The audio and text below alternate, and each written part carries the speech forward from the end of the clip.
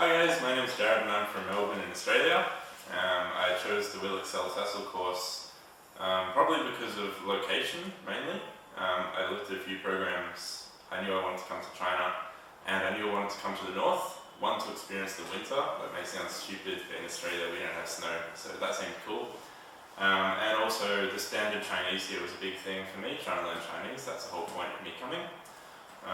And also just the course seemed pretty well structured, and I liked the idea that I got so much practical experience teaching. So that's why I chose it. I learned from the course heaps about English. So at school we never really did detailed grammar and types of words and things, so that was really interesting to learn. Learnt a lot about how to structure each class as well, and lesson planning. And yeah, now I feel pretty prepared to go teach for the next 6 months. Yeah, I definitely recommend the TESOL course to others. It's just been a smooth process. I've been put up in an apartment, free meals for the past month, so definitely get on it.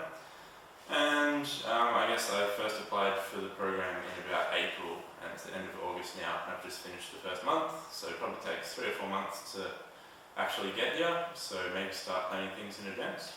Cool. Good luck, see you soon.